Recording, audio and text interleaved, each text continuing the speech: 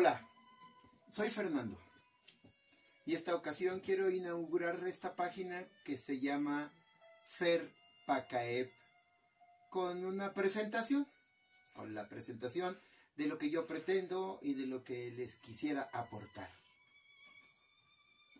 PACAEP es Plan de Actividades de Apoyo a la Educación Primaria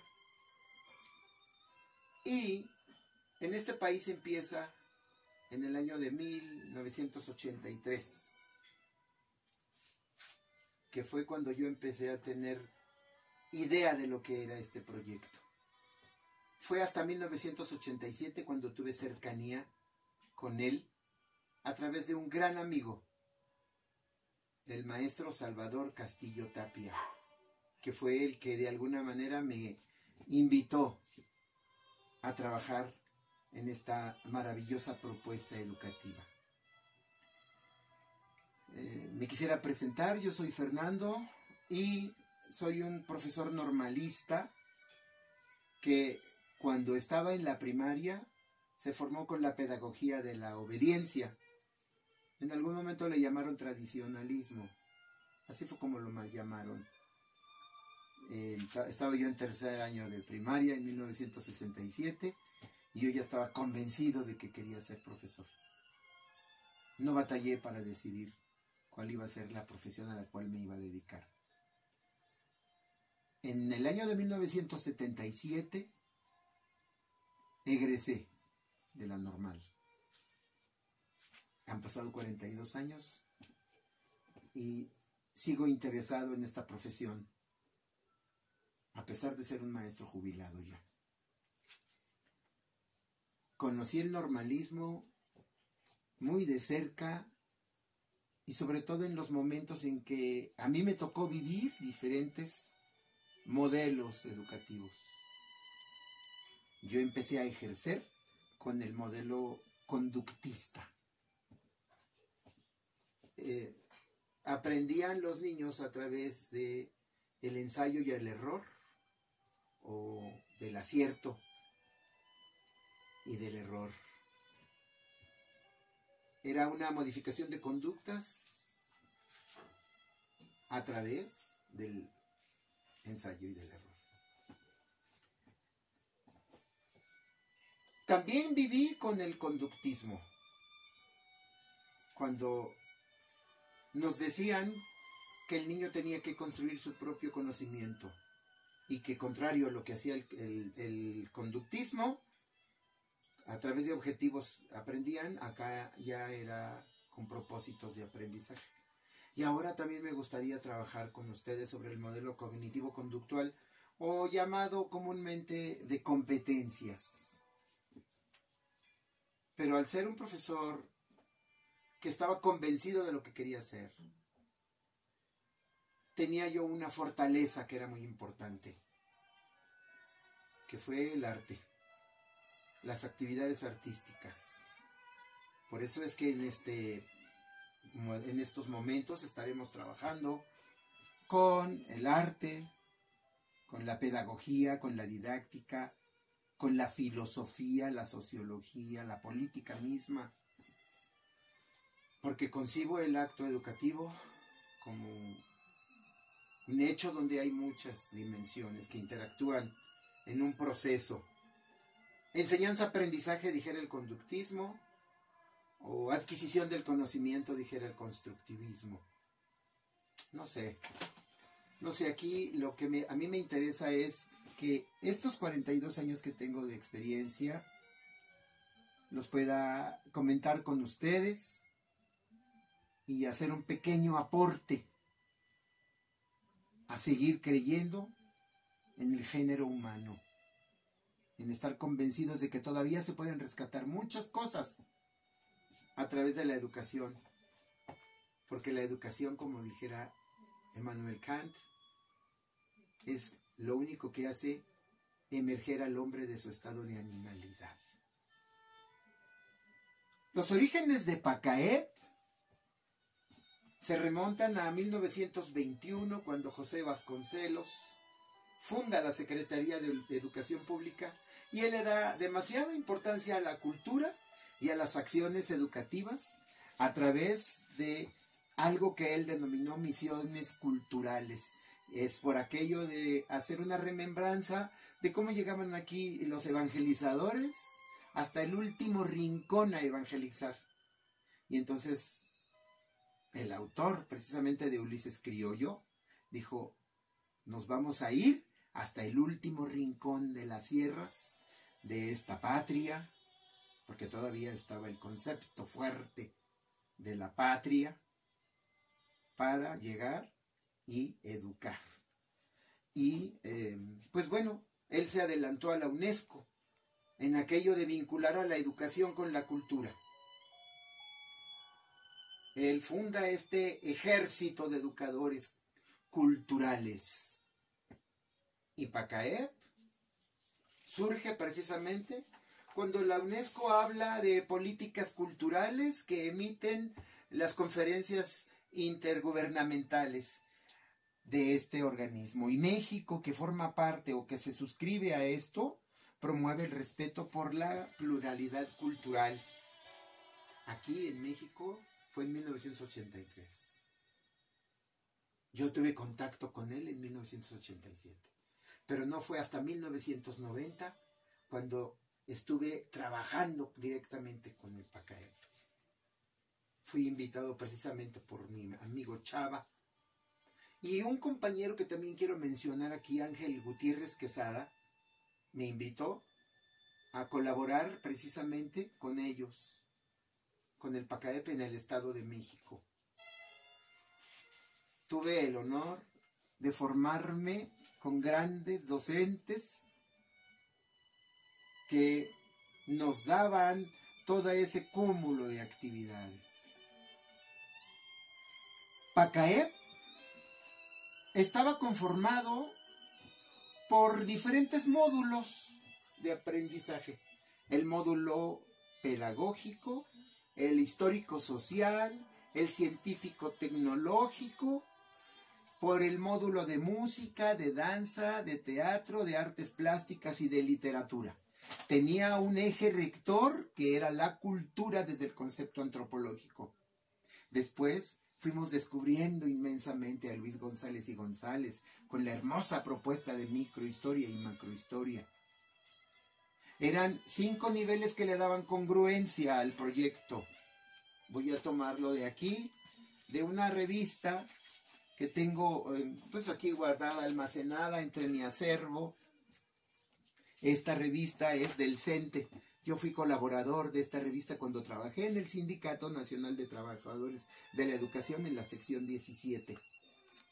Fui colaborador y también era revisor de corrector de estilo. Y en algún momento con mucha humildad publiqué Eureka, la cultura en la educación. Y aquí es donde voy a tratar de recordar los ejes rectores que le daban congruencia a la propuesta. Era la filosofía estructuralista, la pedagogía operatoria, la didáctica crítica, la antropología social y la hermosa historia crítica. Los módulos que les mencioné anteriormente iban tomando cuerpo y conciencia precisamente porque el módulo pedagógico trataba a la pedagogía operatoria y a la didáctica crítica. La pedagogía operatoria era a base de Jean Piaget, de Henry Wallum, de Liev Seminovich Vygotsky. O sea, eran unos diversos autores, diversos teóricos que nos decían, de esta manera vamos a tratar de entender el pensamiento del niño, del estudiante, para poder hacer un ser humano integral, un ciudadano que se dé a respetar y que respete. Porque además la didáctica crítica también nos hacía no nada más memorizar, sino cuestionarnos por qué una cosa o por qué otra. El otro nivel de congruencia es la didáctica crítica, que les vuelvo a repetir, nos hacíamos la pregunta, ¿qué tanto he fallado? ¿Qué tanto he acertado? ¿Qué he hecho con mis alumnos? La antropología social, que nos acercaba precisamente al concepto de cultura, sobre todo lo que el hombre hace física y espiritualmente, para aprender de ahí, rescatar la identidad, sobre todo ahora en estos momentos de globalización, ahorita donde las culturas las fronteras son más difusas y se está perdiendo esa parte que nos hace ser nosotros mismos. Y pues por último la historia crítica, ¿no?, que les mencionaba. Este proyecto, esta propuesta estaba constituida por dos momentos pedagógicos muy importantes, que era el método de proyectos de William Kilpatrick en la idea de John Dewey, y el otro era la caracterización cultural de comunidad, que no era otra cosa más que una metodología de investigación-acción. Empataban ambas y entonces era como se iba construyendo todo ese conocimiento. Finalmente lo que le daba atractividad a la propuesta era lo que después serían los lenguajes artísticos. Fue ahí donde yo participé en el Estado de México. Cuando yo me capacité, el módulo de danza me lo impartió el maestro Antonio Poblet Cetina. El módulo científico-tecnológico, mi amiga Marbella Bermúdez. El de música, Rosario Brambila, a la cual le mando un besazo. El de teatro, un maestro de nombre Francisco, que pues nos dio muchas técnicas, porque el teatro era el psicodrama. La danza era el flujo del movimiento. El otro módulo era el pedagógico, que a mí me lo impartió personalmente una gran amiga, que fue Rosalba Martínez Lara. El histórico social, un amigo que ya se nos adelantó, Luis Enrique Rivera Martínez. Y bueno, también un homenaje para él, porque fue un gran educador aquí en el Estado de México. Además originario de mi tierra, Monterrey. Y cuando ya se realizaban todas esas formas de poder hacer una especie de concierto educativo, nos mandaban llamar.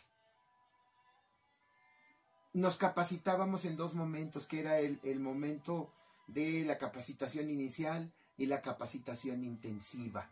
La intensiva abarcaba 1 mes y medio de capacitación, recluidos todos los profesores del Estado de México, del Valle de Toluca, Naucalpan, Ecatepec, Tlalnepantla, Netzahualcoyotl, y sobre todo lo que nos aportaron mucho los maestros de educación indígena del Valle de México y del Valle de Toluca. Educación indígena también formaba parte de esta riqueza educativa. Y aprendíamos mucho de los compañeros que hablaban y que traían la cultura viva de Otomí, Mazahua, Náhuatl, Matlacinca y Tlahuica, que son los que están asentados en el Estado de México. Era una maravilla, porque como les vuelvo a repetir, cada uno tenía su función. Por eso era la filosofía estructuralista. Era una especie de engranaje que estaba así. Y entonces los engranes iban embonando. Hubo un momento en que termina el proyecto con las disciplinas artísticas independientes aparte, y entonces comentando el jefe del departamento de proyectos, que fue Luis Enrique, en paz descanse, y Ángel Gutiérrez Quesada, que era nuestro coordinador estatal, se pusieron de acuerdo y dijeron, ¿a quién mandamos llamar? Porque Conaculta dijo, vamos a fusionar todos los lenguajes. Música, danza, teatro, artes plásticas y literatura se va a convertir en un solo módulo, que fue un solo módulo de lenguajes artísticos. Y pues dijeron mis compañeros, dijo Luis Enrique, Ángel, busquemos a alguien que maneje todas las disciplinas. Y pues no sé si equivocadamente pensaron en su servidor. Yo había estudiado literatura había estudiado danza, pues música, siempre estuve cerca de la música, de la pintura y del teatro, porque en algún momento de mi vida también hice teatro experimental. Me mandaron llamar porque dijeron que yo era el que podía manejar las disciplinas. No sé si lo hice bien o lo hice mal, lo cual sí estoy muy agradecido con ellos. ¿Por qué quiero hacer esto? ¿Por qué quiero rescatar el viejo proyecto? Porque yo considero que todo lo que ahorita se está haciendo tiene que ver con este proyecto, con el proyecto de Plan de Actividades Culturales de Apoyo a la Educación Primaria.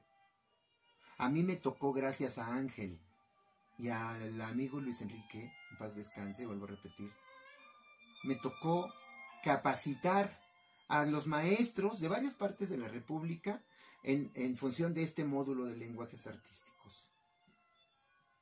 Y me hacían favor de invitarme a capacitar a Puebla, a Guadalajara, a Chihuahua, a Aguascalientes, al mismo Distrito Federal, al otrora Distrito Federal, y allá andaba, compartiendo todo lo que nos capacitaba con Aculta, lo que aprendíamos de los maestros, y además lo que de alguna manera tenía yo como acervo desde que yo era niño.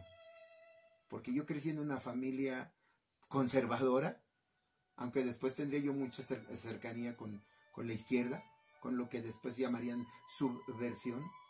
Pero cuando niño yo crecí con las Mil y Una Noches, los cuentos de las Mil y Una Noches, con todos los cuentos de Hans Christian Andersen, porque mi madre, mi padre y mi tío nos hablaban de esa riqueza de la palabra. Yo tengo mucho acervo, tengo bastantes cosas que me gustaría compartirles del PACAEP y de algunas otras propuestas que iremos pues integrando a esta página que se llama, como les vuelvo a repetir, FERPACAEP. No quiero emular a Diógenes ni quiero parecer los estoicos, ¿no? O los epicuristas que andaban por ahí. Pero sí me gustaría que si algún día llego a tener nietos, o los niños que se acerquen, o los jóvenes que se acerquen a preguntarme lo que a mí me tocó vivir. Como aquellos viejos de las comunidades que se acercan, que se sientan y se acercan todos los niños a preguntarles. Esa manera de emular esta situación.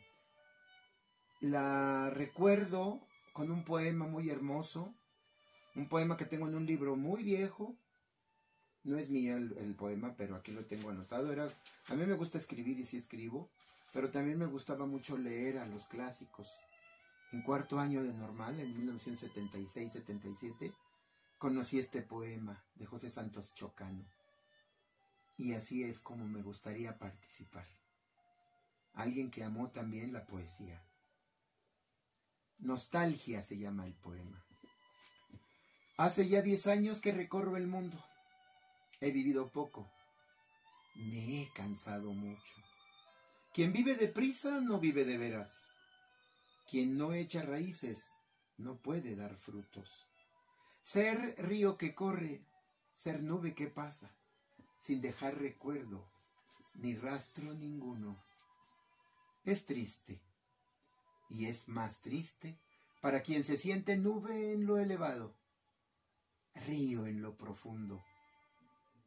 Quisiera ser árbol mejor que ser ave. Quisiera ser leño mejor que ser humo. Y al viaje que cansa, prefiero ser terruño. La ciudad nativa con sus campanarios arcaicos balcones, portales vetustos y calles estrechas, como si las casas tampoco quisieran separarse mucho. Estoy en la orilla de un sendero abrupto y miro la serpiente de la carretera, que en cada montaña da vuelta a un nudo, y entonces comprendo que el camino es largo, que el terreno es brusco, que la cuesta es ardua, que el paisaje es mustio. Señor, ya me cansé de viajar, ya siento nostalgia y ansío descansar junto a los míos. Todos rodearán mi asiento para que les diga mis penas y triunfos. Y yo, a la manera del que recorriera un álbum de cromos, les contaré con gusto las 1001 noches de mis aventuras. Y acabaré con estas frases de infortunio. He vivido poco. Me he cansado mucho. Y con este poema quiero cerrar esta sesión. Me despido hasta la próxima, en la cual pronto estaré subiendo pues algunas imágenes donde presentemos danza, música, teatro, artes plásticas, literatura, pero estaremos sobre todo trabajando el método, la metodología, los teóricos y sus teorías para poder darle fundamento a todo lo que podríamos platicar sobre el acto educativo. Pido una disculpa por empezar hasta ahorita, esto lo hubiera querido hacer desde hace mucho tiempo, pero como dice el poema, siento que queda poco tiempo. Ahora empiezo en el 2020, que está denominado oficialmente como año de la profesora Laura Méndez de Cuenca, que por cierto tengo aquí su libro, perdón, se me cayó el libro de los millennials, su libro de la maestra Laura Méndez de Cuenca. Es un trabajo que hizo la doctora Milada Bazán y que además me parece muy interesante. Me parece interesante, les voy a decir por qué, porque además yo tengo muchos referentes de Laura Méndez, muy amargos por motivos de una escuela que así se llama, pero también que dejó mucha experiencia a la vida de mi esposa, la de mis hijos y a la de su servidor. Bueno, pues hasta la próxima. Adiós. Gracias.